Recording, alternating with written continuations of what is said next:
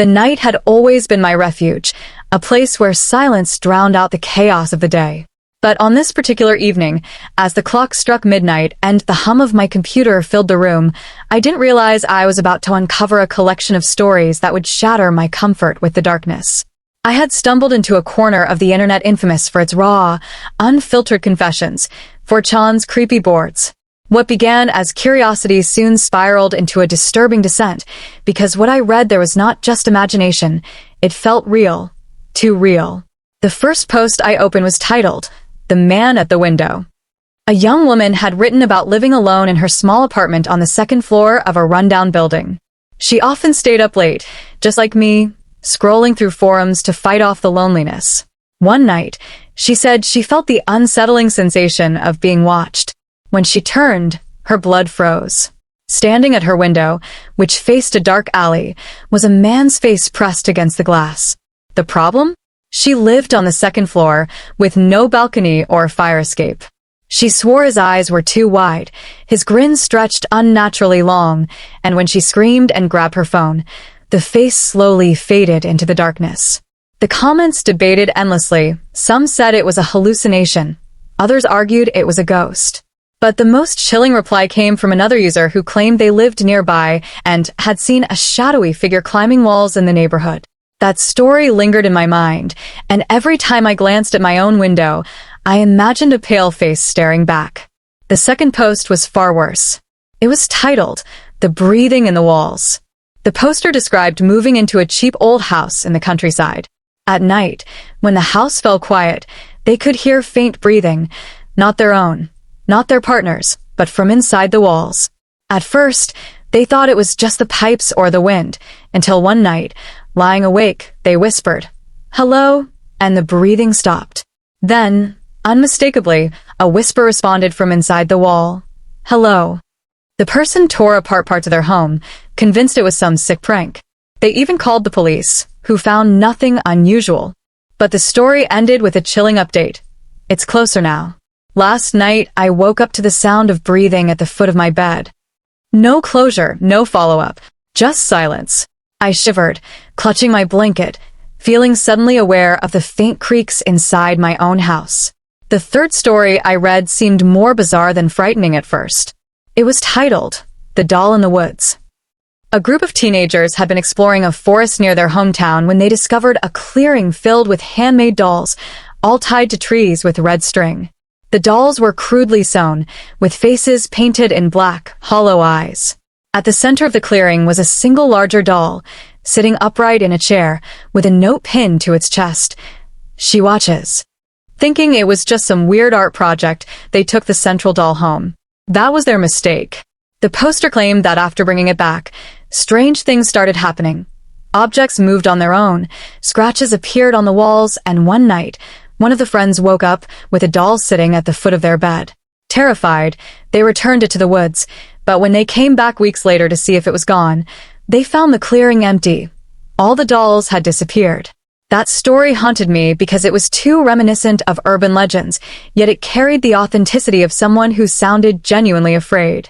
But it was the fourth post that nearly made me slam my laptop shut. It was titled, "Don't Answer the Voices." The writer explained how, every night around 3 a.m., they would hear voices calling their name from the hallway. At first, it was faint, almost like a trick of the mind, but soon the voices became clearer, more desperate. They imitated people the poster knew, his mother, his best friend, even his girlfriend. But the problem was, none of them lived with him. One night, determined to prove it was all in his head, he recorded the sounds with his phone. When he played it back the next morning, his blood ran cold. The recording captured multiple voices calling out his name in unison, followed by something that whispered directly into the microphone, "Open the door." His post ended with the words, "I think tonight I might." That was it. No one ever heard from him again. I sat in silence, staring into the shadows of my hallway, half expecting to hear my own name called out. The fifth post I opened was even darker and harder to stomach. It was titled, "The Basement." A man wrote about inheriting his late uncle's house. In the basement, he discovered a locked door he had never noticed before. Curiosity got the better of him, and he forced it open. Behind it was a small, windowless room. The smell hit him first, something rotten, sour, like decay. Inside, he found old furniture, children's toys, and drawings taped to the walls. The drawings were crude depictions of people with hollow eyes and distorted limbs. Among them was a single phrase scrawled repeatedly, "He is here." The man didn't stay long, but he admitted he had nightmares afterward, dreams where something crouched in the corner of his bedroom, just watching. The comments on the post grew wild, some accusing him of fabricating it, others begging him to call the police. But no one could explain how he could describe the exact same drawings another user claimed to have seen in their own basement years ago. The sixth story made me uneasy in a different way. It was titled, "The Sleep Experiment." A woman shared how she suffered from sleep paralysis, but something changed recently. Instead of just being frozen in bed, she began seeing a man in the corner of her room during each episode. At first, he was blurry, a shadow figure. But each time, he became clearer, closer. Eventually, she could see his pale skin, dark suit, and the way his head tilted unnaturally to the side. What made it worse was that she claimed to have found old forum posts dating back years where other users described seeing the exact same figure. "He doesn't just watch anymore," she wrote. "Last night, I felt his hand on my ankle." I read that post twice, my own chest tightening because I too had experienced sleep paralysis once, and I remembered the overwhelming sense of being watched. The seventh and final story, I found that night was the most disturbing of all. It was titled, "The Chat Room." A user explained how they stumbled upon an old, private chat room link shared on a forum. Inside were only a handful of users, each with strange usernames, things like Watcher01 and Skin Collector. At first, it seemed like nonsense conversation until one user asked him, "Do you want to see her?" Before he could reply, a live video feed opened on his screen.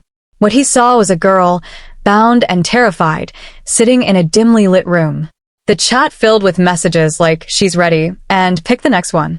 Horrified, he closed the window, but the next night, his computer turned on by itself, and the same chat room appeared again, this time with a message just for him. "We see you." He swore he smashed his computer and never logged in again, but he posted that final warning for others. "If you ever see that link, don't click it. They'll find you." By the time I looked at the clock, it was 4 a.m.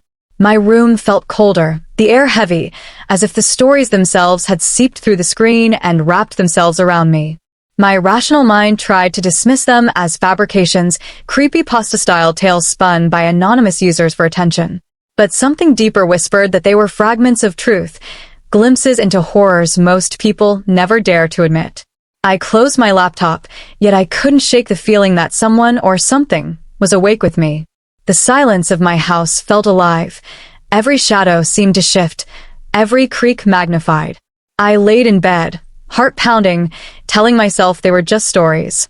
But as I drifted toward uneasy sleep, I swore I heard it, the faint sound of breathing in my walls.